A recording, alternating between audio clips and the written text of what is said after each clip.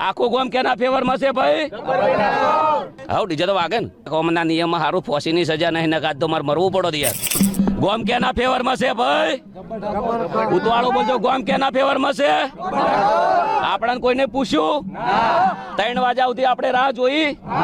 અમારો પ્રોગ્રામ હતો તો છતાં કેન્સલ કરીને અમે વાટ જોઈ, પણ અમને કોઈ બોલાયા નથી. અમારા ગામમાં કોઈ મિટિંગ પહેલા થઈ નથી અને બંધારણનું અમને કોઈ કીધું નથી. ઓલરેડી અમે મિટિંગ કરવા ગયા હતા કે અમારે ભાઈ અમારા જે આયોજક હતા પણ એમનું કોઈ માન્યું નહોતું અને આ પોતે ડિસિઝન લઈ લીધું છે અમને. બરાબર, એક વખત કાયદો હોય તો કોર્ટ બી પૂછે છે કે ભાઈ આરોપીને તારો ગુનો તને કબૂલ છે? આ પૂછવામાં આવે છે. કદાચ કોમના નિયમમાં સારું ફોસીની સજા નહીં નકાત તો મારે મરવું પડો યાર.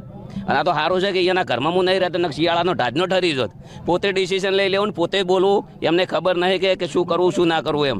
અને જે 4-5 જણા છે એ ગોમના છે, એ લોકોને ખાસ કરીને મને નેચું દેખાડવાની વાત કરી છે અને એ લોકોને જ આયોજન કર્યું છે. આખું ગોમ કેના ફેવરમાં છે ભાઈ?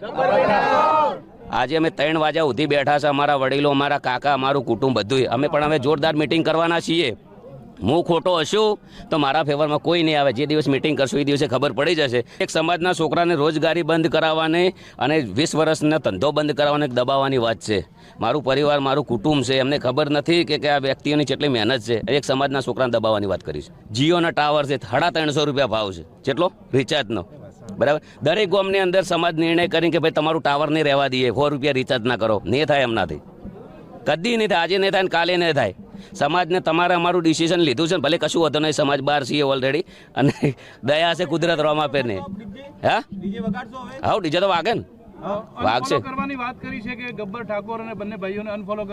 અનફોલો તો હવે છે વસ્તુ છે, લોકચાહનાની વાતો છે. અનફોલો તો બરાબર, લોકો જે અમારી વેદના સમજે છે એમને